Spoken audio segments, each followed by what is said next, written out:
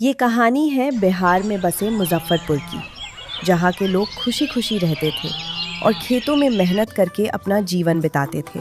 गांव की सुबह बड़ी ही सुहानी होती थी। सुबह होते ही सभी लोग अपने अपने कामों में लग जाते थे। कोई अपने खेतों की ओर निकल पड़ता तो कोई अपनी दुकान खोलने की तैयारी करने लगता। लेकिन इस गांव की सबसे बड़ी पहचान थी यहाँ की बाजार। दूर दूर के गांवों और शहरों से लोग मनपसंद बाजार घूमने आया करते थे।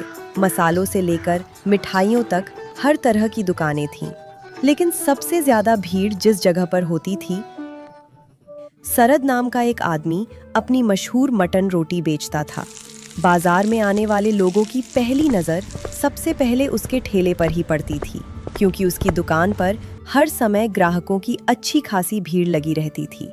दूर दूर से लोग उसकी स्वादिष्ट मटन रोटी खाने आते थे और बड़े ही चाव से उसका स्वाद लेते थे।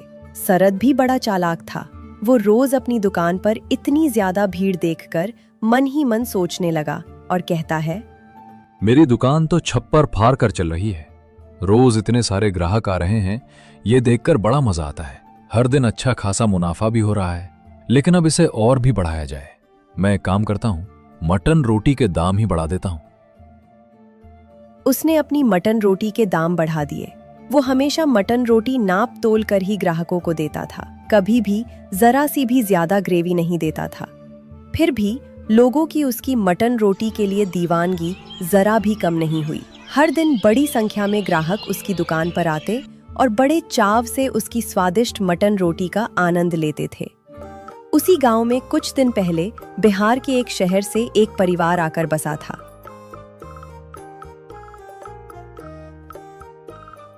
उसी गांव में सेठ धनीराम नाम के एक सेठ रहते थे, जो बहुत ही धनवान थे। उन्होंने ही उस परिवार को रहने के लिए अपना एक मकान किराए पर दिया था। उस परिवार में 2 लोग थे, जगन और उसकी पत्नी राधा। जगन पहले एक ट्रक ड्राइवर था, लेकिन जगन के हाथ में जादू था। मटन करी बहुत ही लाजवाब बनाता था, लेकिन अपनी पत्नी के चिंता के वजह से उसने अपने ट्रक चलाने का काम को छोड़ दिया। चलो ना कहीं बाहर घूमने चलते हैं। वैसे भी हम इस गांव में नए हैं, इसी बहाने पूरा गांव भी घूम लेंगे। तुम बिल्कुल सही कह रहे हो।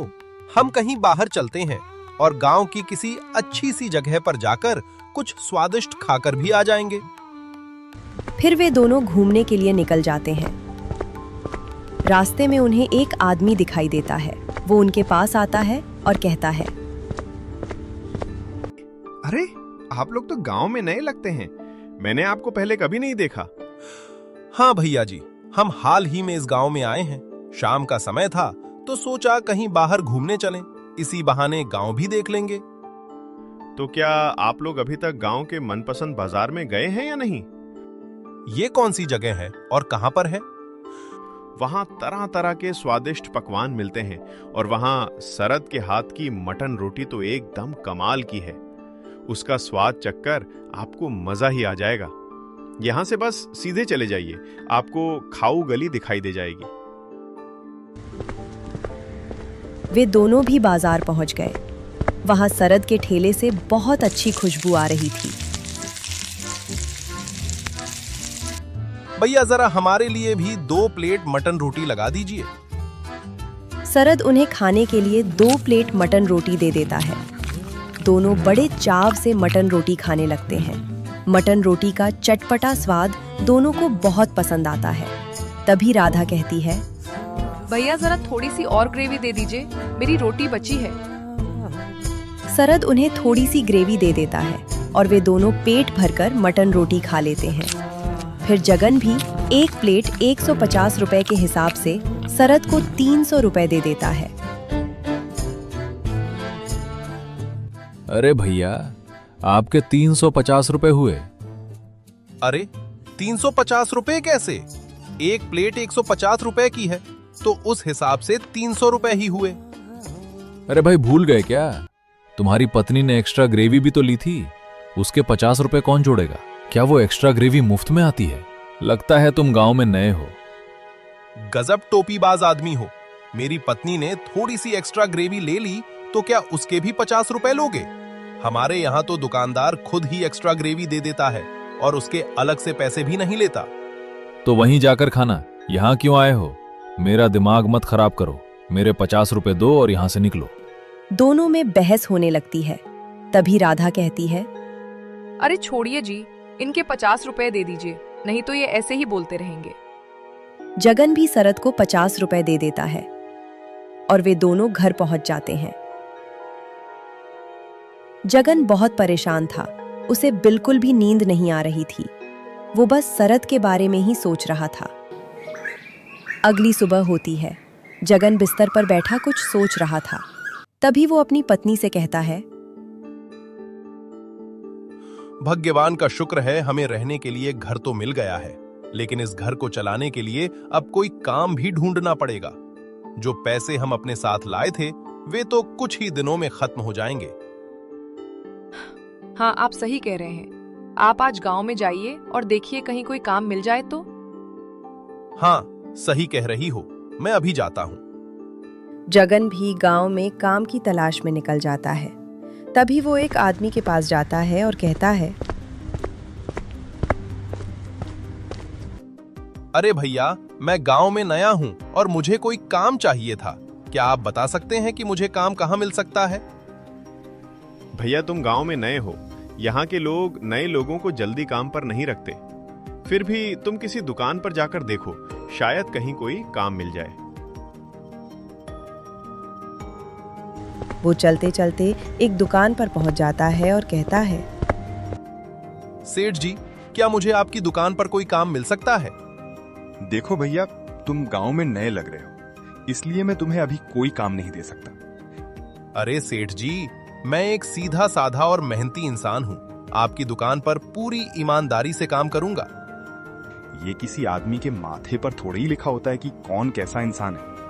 आजकल जमाने का कोई भरोसा नहीं है, कोई भी कुछ भी कर सकता है। जगन भी निराश मन से थक हार कर अपने घर पहुंच जाता है। तभी राधा पूछती है, क्या हुआ जी, आपको कोई काम मिला या नहीं? नहीं, कोई काम नहीं मिला। सब यही कहकर मना कर रहे थे कि तुम गांव में नए हो, आजकल किसी का भरोसा नहीं है, वगैरह वगैरह। चलिए आप ये सब छोड़िए और हम खाना खा लेते हैं। वे दोनों खाना खाने बैठ जाते हैं और खाने लगते हैं। तभी राधा कहती है, अरे मेरे पास एक आइडिया है। आपने देखा नहीं क्या शरद की दुकान पर कितनी भीड़ रहती है? दूर दूर से लोग उसकी दुकान पर मटन रोटी खाने आते हैं। ऐसे भी आप ट्रक चलाते टाइम मटन बनाने के बहुत शौकीन थे। क्यों ना हम भी मटन रोटी बेचना शुरू कर दें? वाह, तुमने क्या तरकीब दी है भाग्यवान, मान गए तुमको। मैंने पिछले जन्म में जरूर कोई अच्छे कर्म किए होंगे जो मेरा विवाह तुमसे हुआ। अरे आप भी ना बस मेरी तारीफ ही करते रहेंगे या मटन रोटी की दुकान के बारे में भी कुछ सोचेंगे? ठीक है, मैं सेठ धनीराम के पास जाता हूँ और पहले एक ठेले का जुगाड़ करता हूँ। जगन सेठ के पास जाता है और सेठ धनीराम उसे अपना एक ठेला दे देते हैं। अगली सुबह होती है और जगन एक नॉनवेज की दुकान पर जाता है। वो वहां से मटन लेकर आता है और उसकी पत्नी स्वादिष्ट मटन रोटी बनाती है। इसके बाद जगन अपना ठेला मनपसंद बाजार की खाऊ गली के पास लगा देता है। जगन एक प्लेट मटन रोटी मात्र 100 रुपए में बेचता था। फिर वो जोर जोर से आवाज लगाकर लोगों को बुलाने लगता है और कहता है, आओ भाई आओ, हमारी चटपटी मटन रोटी खाओ। ओ भैया, ओ दीदी, ओ चाचा, आओ भाई आओ और जगन के हाथों की मनपसंद मटन रोटी का आनंद उठाओ। फिर उसकी दुकान पर 2 लोग आते हैं और कहते हैं, अरे भैया, क्या कर रहे हो? गांव में नए हो ये तो समझ रहा हूँ, लेकिन क्या तुम्हें पता नहीं कि इस गांव में शरद नाम का आदमी भी मटन रोटी बेचता है। उसकी मटन रोटी खाने लोग दूर दूर से आते हैं। कोई और काम ढूंढ लो भैया, ये धंधा तुम्हारा जल्दी ही बंद हो जाएगा। ये कहकर वे लोग वहां से चले जाते हैं। तभी उसकी दुकान पर कुछ और लोग आते हैं और कहते हैं, वाह भैया, गांव में मटन रोटी की नई दुकान, चलो एक एक प्लेट लगा दो, आज इसका स्वाद भी चख लिया जाए। वो उन दोनों को मटन रोटी दे देता है और वे दोनों बड़े मजे से खाने लगते हैं। तभी जगन कहता है, भाइयों, अगर आपको और ग्रेवी चाहिए तो बेझिझक बताइए। अरे नहीं भैया, नहीं चाहिए। हम जानते हैं तुम भी पैसे लेते समय 100 रुपए की जगह ग्रेवी लेने की वजह से ज्यादा पैसे लोगे। तीन ये सुनकर जगन हंसने लगता है। अरे नहीं भैया नहीं, हमारी दुकान पर ऐसा नहीं है। हम आपसे एक्स्ट्रा ग्रेवी के कोई पैसे नहीं लेंगे। हमारी मटन रोटी सस्ती भी है और स्वादिष्ट भी। आप लोग बस मजे से खाइए और मनपसंद मटन रोटी का आनंद उठाइए मात्र 100 रुपया में। वाह भैया, क्या बात है। आप कहाँ थे? आपको तो यहाँ पहले ही दुकान खोल लेनी चाहिए थी। वहां हम थोड़ी सी एक्स्ट्रा ग्रेवी क्या ले लेते हैं सरद, तो हमसे और पैसे लेने लगता है। आपकी मटन रोटी भी एकदम स्वादिष्ट है। अब से हम मटन रोटी खाने आपकी ही दुकान पर आया करेंगे। ये कहकर वे वहां से चले जाते हैं। धीरे धीरे गांव के लोगों को भी जगन के ठेले के बारे में पता चलने लगा और उसकी दुकान पर भी लोग आने लगे। सभी लोग बड़े मजे से उसकी मटन रोटी खाने लगे। शाम हो जाती है और उसकी सारी मटन रोटी खत्म हो जाती है। वो खुशी खुशी अपने घर जाने लगता है और घर पहुंचकर अपनी पत्नी से कहता है, अरे आज तो गजब ही हो गया। सभी को हमारी मटन रोटी बहुत पसंद आई और आज की सारी मटन रोटी भी बिक गई। चलो ये तो अच्छी बात है। हमें पहले ही दिन से अच्छा मुनाफा हो रहा है और ग्राहकों को भी आपकी मटन रोटी बहुत पसंद आ रही है। अगली सुबह होती है। जगन फिर से मटन 8 किलो लेकर आता है। मटन रोटी बनती है और वो बेचने चला जाता है। जगन अपने ग्राहकों से बहुत अच्छे से बात करता था। अगर किसी को कुछ कम पड़ जाता तो वो उसे मुफ्त में दे देता था। वो जरूरतमंद लोगों की भी दिल खोलकर मदद करता था। धीरे धीरे दूर दूर से लोग उसके ठेले पर आने लगते हैं। सभी लोग उसकी मटन रोटी की खूब तारीफ कर रहे थे। उस दिन जगन की सारी मटन रोटी दोपहर तक ही खत्म हो गई। अब ये सारी बातें सरद को पता चलती हैं। ये सुनकर वो बहुत गुस्सा हो जाता है और कहता है, ये तो मेरे ही ग्राहक कम कर रहा है। इसकी वजह से मेरे ठेले पर भीड़ कम होती जा रही है। अगर ऐसे ही चलता रहा तो मेरी दुकान ही बंद हो जाएगी। इसका कुछ ना कुछ तो करना पड़ेगा। ये कुछ दिनों बाद की बात है। सेठ धनीराम जगन के घर आते हैं और उनसे कहते हैं, जगन, तुम्हारे पास बस 2 दिन का समय है। 2 दिन बाद मेरा ये घर खाली हो जाना चाहिए और मेरा ठेला भी मुझे वापस दे दो। अरे सेठ जी, ऐसा क्या हो गया? आप मेरे साथ ऐसा क्यों कर रहे हैं? मैं तो हमेशा समय पर किराया देता हूँ। घर भी मैंने अच्छी तरह से संभाल कर रखा है। फिर आप अचानक से घर खाली करने के लिए क्यों कह रहे हैं? अब तो मेरा धंधा भी यहाँ अच्छा चलने लगा है। ऐसे में मैं अपनी पत्नी को लेकर कहाँ जाऊंगा? मैं वो सब कुछ नहीं जानता। मुझे बस मेरा घर खाली चाहिए और मेरा ठेला भी वापस दे दो। सेठ जी, कृपया करके ऐसा मत कीजिए। आप कहें तो मैं किराया बढ़ाकर दे दूंगा। जगन सेठ को बहुत मनाता है, लेकिन सेठ धनीराम उसकी एक नहीं सुनते और कहते हैं, मुझे कुछ दिनों में इस घर की जरूरत है। मैं यहाँ किराने की दुकान खोलने का सोच रहा हूँ, इसीलिए मुझे इस घर की मरम्मत करवानी है। जगन भी मजबूरी में घर खाली कर देता है। वे दोनों अपना सामान लेकर गलियों में भटक रहे थे, लेकिन उन्हें क्या पता था कि शरद तो इस सेठ का साला था। कुछ दिन पहले, अरे साले साहब, क्या हुआ? बहुत दिनों बाद आना हुआ। दुकान तो सही चल रही है ना? अरे क्या बताऊं जीजा जी, गांव में एक नया आदमी आया है।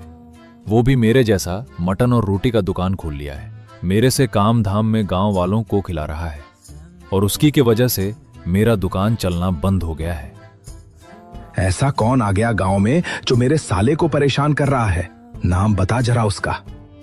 जगन नाम है उसका, जगन। किसी दूसरे गांव से आकर हमारे यहाँ रह रहा है। अरे जगन, उसे तो मैं नहीं रहने के लिए जगह दिया है। कुछ दिन पहले ही तो आया था, उसको ठेला भी मैंने दिया है। वो जीजा जी, वो मतलब मेरे धंधा ठप करने के पीछे आप कहाँ हाथ? मैं अभी दीदी को बताता हूँ, आपकी अच्छे से खातेदारी करेगी। अरे नहीं नहीं, मैं उसे आज ही निकाल देता हूँ। तुम दीदी को मत बताओ, और मैं गांव में बोल दूंगा कोई भी उसे रहने के लिए ना दे। शरद ये सब सुनकर बहुत ही ज्यादा खुश हो जाता है। जगन इधर उधर गांव में घूम रहा था, लेकिन उसे कोई भी रहने के लिए नहीं दे रहा था। तभी वे एक आदमी के घर पहुंचे जिसका नाम विजय था। विजय उनसे कहता है, क्या हुआ भैया, आप दोनों बहुत ज्यादा परेशान लग रहे हैं। क्या बताए भैया, हमारा सब कुछ बहुत अच्छा चल रहा था। गांव में हमारी मटन रोटी की दुकान थी जो बहुत अच्छी चल रही थी, लेकिन सेठ धनीराम की वजह से सब कुछ खत्म हो गया। मुझे पूरी कहानी बताइए। जगन विजय को पूरी बात बताता है कि कैसे वे गांव में आए, धनीराम से घर लिया, शरद की दुकान पर एक्स्ट्रा ग्रेवी को लेकर बहस हुई।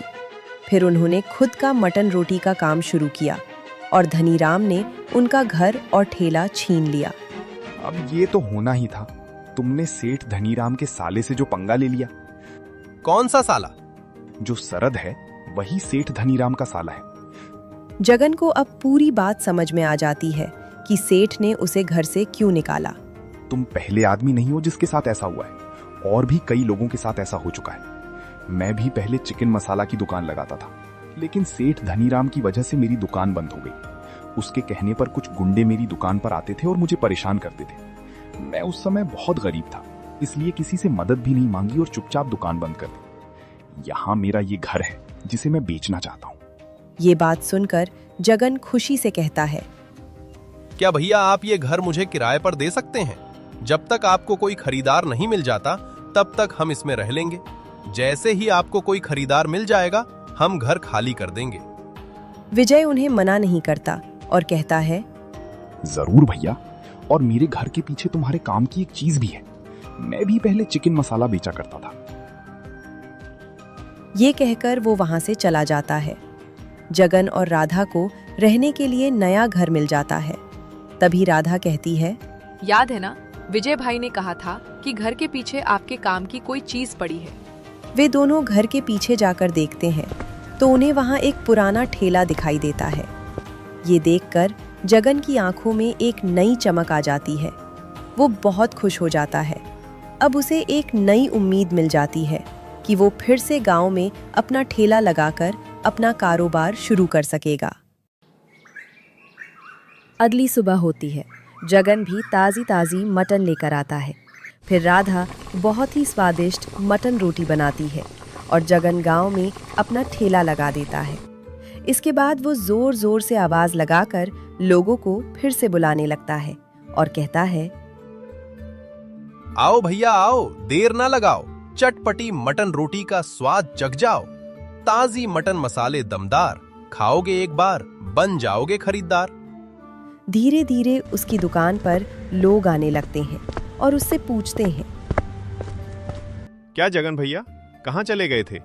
हमें तो बहुत चिंता होती कि अब फिर से वही शरद की महंगी मटन रोटी खानी पड़ेगी। अरे भैया माफ करना, घर पर कुछ काम था इसलिए कुछ दिनों के लिए नहीं आ पाया। अब चिंता की कोई बात नहीं है, मैं वापस आ गया हूँ। ऐसे ही जगन की दुकान फिर से अच्छी तरह चलने लगी और उसे फिर से अच्छा मुनाफा होने लगा। शरद को भी जगन के वापस आने की बात पता चलती है। ये सुनकर वो गुस्से में कहता है,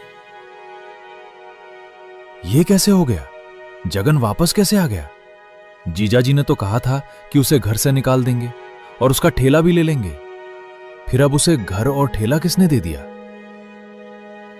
तभी शरद अपने जीजाजी के घर जाता है और उनसे कहता है, क्या जीजाजी, ये सब क्या चल रहा है? जगन वापस गांव में कैसे आ गया? आपने तो कहा था कि आपकी बहुत पहचान है, उसे कोई घर नहीं देगा। फिर उसे घर और ठेला दोनों कैसे मिल गए? अब तो सभी लोग उसी की दुकान पर जा रहे हैं। अरे समझ नहीं आ रहा कि ये सब क्या हो रहा है। आप चिंता मत कीजिए, कल ही हम उसके ठेले पर जाते हैं और उसे समझाते हैं। अगर वो नहीं माना तो आप हमारे तरीके तो जानते ही हैं। अगली सुबह होती है। जगन भी अपना ठेला लगा देता है और सुबह सुबह ही तभी थोड़ी देर सरद और सेठ धनीराम उसके ठेले पर आते हैं और कहते हैं, क्या जगन, तुझे एक बार में बात समझ नहीं आती क्या? तेरी वजह से मेरा पूरा सिस्टम ही हिल गया है। मेरी दुकान पहले जैसी नहीं चल रही है। तू यहां से चला जा। देख सरद, वास्ता बहुत पुरानी हुई। अब मेरा तुम्हारे जीजा जी से कोई लेना देना नहीं है। ना ही मैं अब उनके घर में रहता हूं और ना ही उनका ठेला इस्तेमाल कर रहा हूं। मैं यहां से कहीं नहीं जाने वाला। मैं रोज यहीं मटन रोटी बेचूंगा। तभी सेठ धनी भी कहते हैं, ठीक है बेटा, ठीक है, उड़ ले जितना उड़ना है। तेरे पर मैं बहुत जल्द काट दूंगा। अब बेटा तू तैयार रहना। अब तेरे साथ जो जो होगा उसका जिम्मेदार तू खुद ही होगा। दुकान तुम्हारी नहीं चल रही है और सजा मुझे दे रहे हो। मेरी दुकान बंद करवाकर और मेरा घर खाली करवाकर भी तुम्हें चैन नहीं मिला। वाह बेटे, मौज कर दिया आपने। सरद और सेठ धनीराम भी वहां से चले जाते हैं। ऐसे ही कुछ दिन बीतते हैं। जगन के ठेले पर हमेशा ग्राहकों की भीड़ लगी रहती थी, जबकि अब सरद के ठेले पर बहुत कम लोग आते थे। तभी एक दिन राधा अचानक गायब हो जाती है।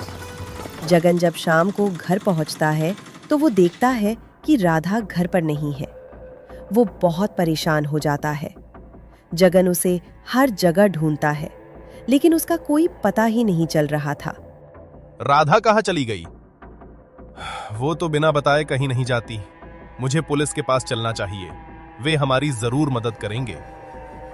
जगन पुलिस के पास जाता है और उन्हें सारी बात बता देता है। तभी पुलिस वाला कहता है, आप चिंता मत कीजिए, हम आपकी पत्नी को जल्द ढूंढ निकालेंगे। आपको किसी पर शक है क्या? कुछ दिन पहले सरद और सेठ धनीराम मुझे मेरी दुकान बंद करने की धमकी देकर गए थे। मुझे शक है कि कहीं मेरी पत्नी का अपहरण भी उन्हीं लोगों ने तो नहीं किया। कृपया उन्हें पुलिस स्टेशन बुलाइए और उनसे इस बारे में पूछताछ कीजिए। हम सिर्फ आपके शक के आधार पर ऐसा कुछ नहीं कर सकते। उसके लिए पहले हमें कुछ सबूत चाहिए होंगे। एक काम कीजिए, आप घर जाइए और पहले की तरह ही सब कुछ सामान्य रखिए। रोज की तरह अपनी दुकान भी लगाइए। किसी को भी पता नहीं चलना चाहिए कि आप मेरे पास आए थे। जगन भी बहुत हिम्मत करके अपने चेहरे की उदासी और चिंता को छिपाकर अपनी दुकान लगा देता है। उसके ठेले पर काफी लोग आ रहे थे और सभी बड़े मजे से मटन रोटी खा रहे थे। लेकिन जगन मन ही मन राधा के बारे में ही सोच रहा था। शाम हो जाती है। तभी हमें दिखाई देता है कि सरद और सेठ धनीराम गांव के बाहर बनी एक सुनसान झोपड़ी की ओर जा रहे हैं। उनके पीछे पीछे पुलिस भी चुपचाप उनका पीछा कर रही थी। झोपड़ी के अंदर राधा बंधी हुई बैठी थी। ये सब पुलिस दरवाजे से देख लेती है। तभी पुलिस अंदर घुसती है और कहती है, आखिर मिल ही गए तुम लोग। जगन का शक बिल्कुल सही था। अब तक बहुत भाग लिए, अब थोड़ा जेल की हवा भी खा लो। तभी पुलिस के बुलाने पर वहां अपनी पत्नी राधा को सुरक्षित देखकर उसकी खुशी का ठिकाना नहीं रहता। तभी सरद हाथ जोड़कर माफी मांगते हुए कहता है, मुझे माफ कर दीजिए। मैं पैसों के लालच में अंधा हो गया था। जब मेरी दुकान पर लोगों का आना कम हो गया तो मुझसे बहुत बड़ी गलती हो गई। हमसे जलने वाले भी कमाल के हैं। खुद जलते हैं और बोलते हैं कि गर्मी है। मेरी पत्नी का तुमने अपहरण किया था, इसकी सजा तो अब पुलिस ही देगी। पुलिस सरद और सेठ धनीराम को जेल में डाल देती है। जगन पुलिस का धन्यवाद करता है। हमारी वीडियो यहीं पर खत्म होती है और आप चाहते हैं कि अगले वीडियो में आपका नाम इस्तेमाल हो तो प्लीज कमेंट में अपना एक प्यारा सा नाम लिख दीजिए।